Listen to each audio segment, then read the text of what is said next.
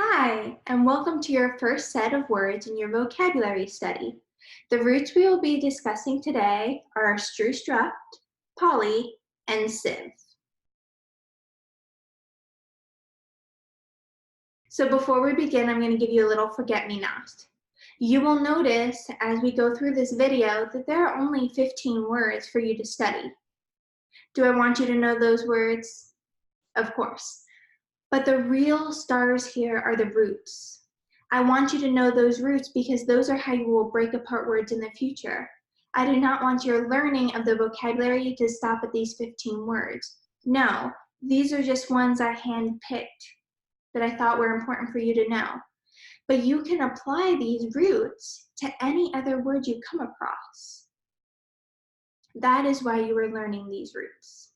Remember that it does not end here. Your learning does not end here. Let's begin. Our first root is stru, struct, which means build.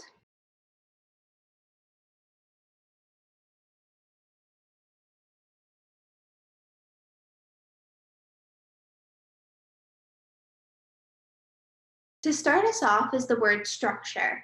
Structure can be a verb or it can be a noun. When it is a verb, structure means to arrange and assemble according to a plan, pattern, or organizational technique. Now remember, the affix is struct, which means to build. However, to build does not have to mean I'm physically building something or here's this huge building. No, it can mean I structure my day in this way. It can mean I structure my paper in this way. The example sentence to remind you that there are multiple meanings to the word structure is she plans to structure her article so that even someone unfamiliar with physics could understand the material. Now, when structure is a noun, it means the arrangement and connections of smaller parts that make up something larger and more complex. It also means something built or assembled. The example sentence is, the foundation was built using a concrete structure. Again, this sentence in particular was about a building. The word itself does not have to be about a building. This sentence could have easily been about the structure of DNA. That would work as well.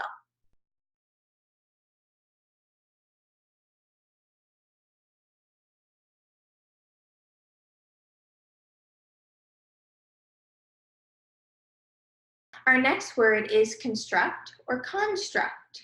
The pronunciation depends on whether it is used as a verb or a noun. When it is a verb, the word is construct and it means to build or establish. Maya used her knowledge of coding to construct a new app. When it is a noun, the word is pronounced construct, and that means a theory, idea, or something that is built or made. The plum pudding model was a construct created by J.J. Thomson that has since been disproven.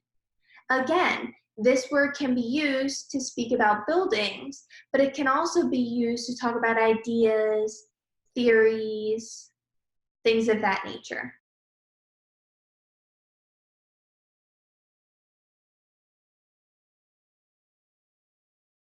Our third word is destruction, and it is a noun that means the action or process of damaging something or someone beyond repair.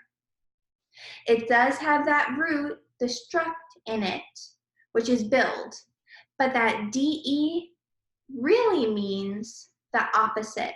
So we're going to debuild. We're going to ruin it.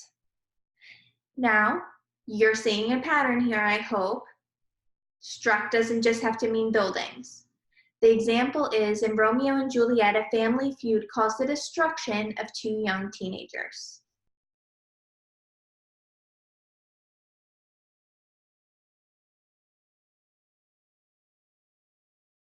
The next word is instruct. It is a verb that means to direct someone to do something or to teach someone. Mark cannot instruct the new pilot because he is not trained in the field.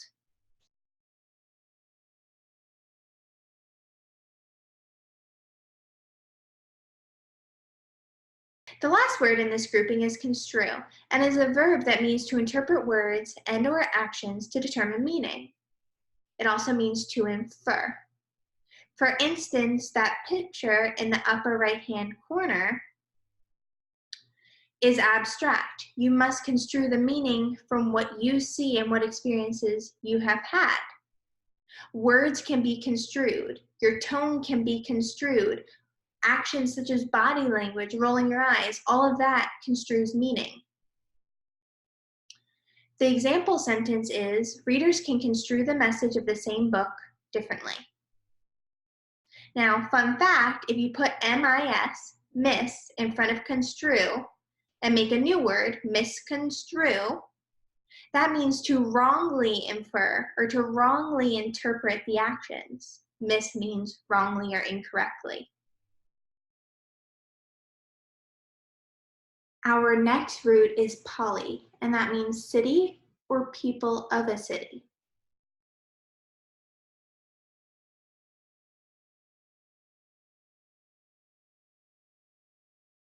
Metropolis is next on our list, and it is a noun meaning a large and heavily populated city, or a city that is significant due to cultural, economic, or political reasons. The example sentence is, Shanghai is a large metropolis with over 24.1 million residents. Now, obviously, Shanghai is a metropolis because it is large and heavily populated. However, never forget that there is more to the definition than population. A city may be a metropolis without having many people in it, maybe because it is the lead exporter of coffee. That would make it a metropolis for economic reasons.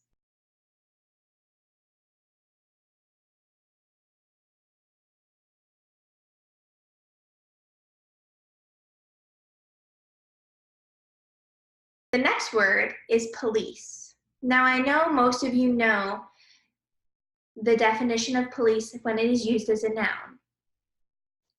A civil force tasked by the government to promote safety as well as to prevent, detect, and manage crime. Used in a sentence, which I'm sure many of you have already done, is the police sometimes ticket aggressive drivers because they are endangering others on the road. However, I want you to notice, just like in our first 5 words, there are several words that have multiple meanings because they can be used as different parts of speech. So you know that police has a meaning as a noun, but it also has a meaning as a verb. And that verb definition is to keep order, regulate, supervise, or act as a police officer. My older sister used to police my actions even though she wasn't my mom or dad. So you can police somebody.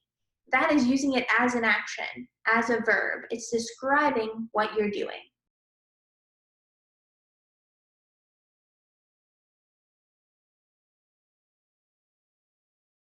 Next, we have policy.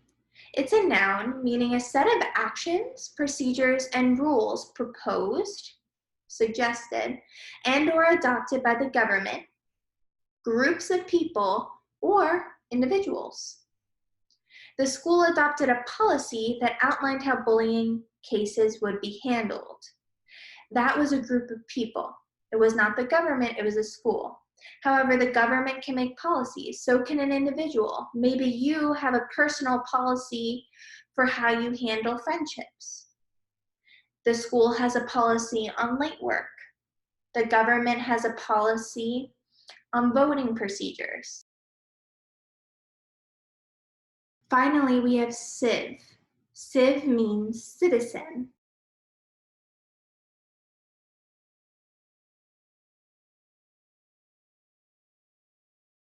Why not start with civilization? It is a noun meaning an advanced culture with its own social organization, government, and arts. We have civilizations now, and we had them in the past. An example of a past civilization is Sumer. Sumer is the ancient civilization credited with inventing cuneiform, the first writing system.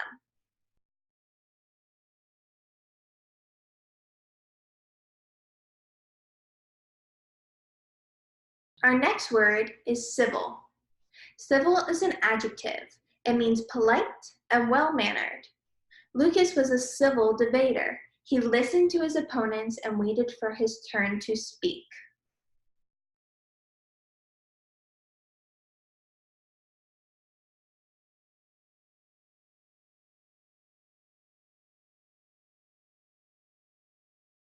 Our next word is civilian, and it can be used as a noun or an adjective. When it is used as a noun, civilian means a person not involved in the military or police force. For example, Juliana is a civilian, so she is not permitted to enter the military base. When it is used as an adjective, civilian means relating to a person not involved in the military or police force. So something related to Juliana could require the use of the word civilian as an adjective. The example sentence is, Katie is in civilian clothing right now, but she will have to change into uniform before reporting to her station. So civilian clothing relates to a person not in the military.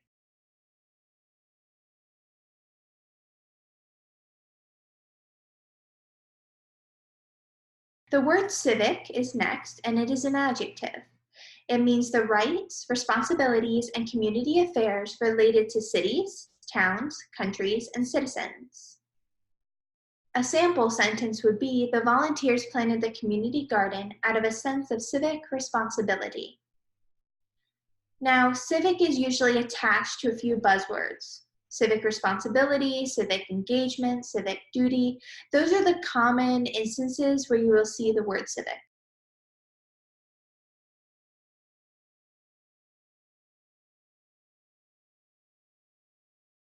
And finally, we have our last word in this set, which is civics. It is a noun, meaning the study of the rights and responsibilities of citizens. It is often taught in school. In my civics course, I analyzed 5 constitutional amendments.